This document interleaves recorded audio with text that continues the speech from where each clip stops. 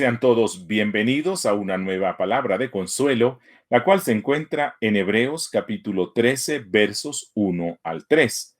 La palabra dice: permanezca el amor fraternal, no os olvidéis de la hospitalidad, porque por ella algunos, sin saberlo, hospedaron ángeles. Acordaos de los presos como si estuvierais presos juntamente con ellos, y de los maltratados, como que también vosotros mismos estáis en el cuerpo.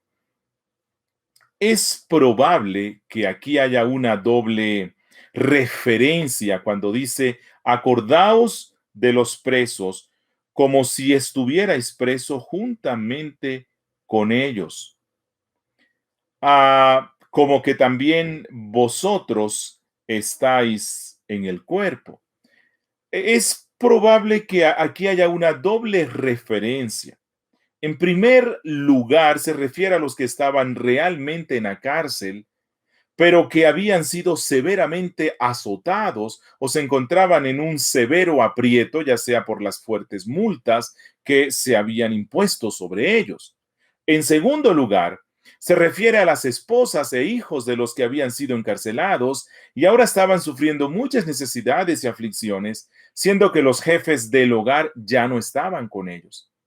Y esto requería una muestra real de simpatía de parte de aquellos que habían escapado de la persecución de los enemigos del Evangelio. Si usted no está en una posición financiera para hacer mucho por ellos, pero conoces a algunos hermanos con mayores posibilidades económicas, entonces debes estimularlos para que suplan sus necesidades, como que también vosotros estáis en el cuerpo, dice nuestro autor, y esto es un recordatorio de que un día Dios puede permitir que atravieses por la misma situación de dificultad. El puritano John Owen, quien vivió en tiempos particularmente tormentosos, tiempos cuando John Bunyan sufrió el martirio y varias veces la cárcel, él dijo, y leo textualmente: mientras Dios se complace en dar la gracia y el coraje a algunos para sufrir cautiverios por causa del Evangelio, y a otros les concede llevar a cabo este deber de la misericordia, entonces la iglesia no será perdedora por el sufrimiento. Mis hermanos, cuando unos son tratados en su constancia a través de la cárcel, la sinceridad de otros es juzgada en el desempeño de los deberes que se le exigen. Pero por lo general, más fallan los que tienen el deber de socorrer a los que sufren, cayendo así de su profesión, que aquellos que están pasando por aflicciones. La historia nos cuenta que en los tiempos de la iglesia apostólica y la iglesia sufrida de los siglos segundo al cuarto, el espíritu solidario de los cristianos fue conocido en todo el mundo, pues doquier las iglesias se enteraban que un cristiano había sido encarcelado a causa de su fe, o lo condenaban a muerte, o lo desterraban, o le confiscaban sus propiedades, o lo tomaban como esclavo, los cristianos acudían presurosos para dar generosamente de sus recursos, de manera que el sufrido hermano tuviera todo lo necesario, o incluso podían vender sus propiedades con el fin de rescatarlo.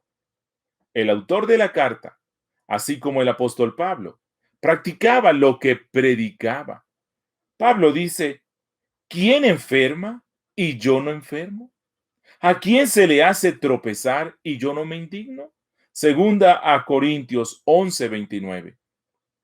Aunque probablemente los presos se refiera literalmente a los encarcelados, también deben recordarse las prisiones de la enfermedad que confinan a las personas en hospitales o como inválidos en el hogar. Debemos ser considerados con quien quiera sufra adversidad. No es necesario insistir en que los principios del versículo 3 son de aplicación general en todo tiempo y en todos los casos de cristianos que sufren. Esto es resumido por Pablo cuando dice: sobrellevad los unos las cargas de los otros y cumplid así la ley de Cristo. Gálatas 6:2. De la misma forma, Santiago Hablando de la verdadera religión, dice, la religión pura y sin mácula delante de Dios el Padre es esta: visitar a los huérfanos y a las viudas en sus tribulaciones. Santiago 1:27. El Señor nos conceda a todos más de su gracia para que se cumpla en nosotros su palabra. Gozaos con los que se gozan, llorad con los que lloran. Que Dios te bendiga y que tengas un buen día.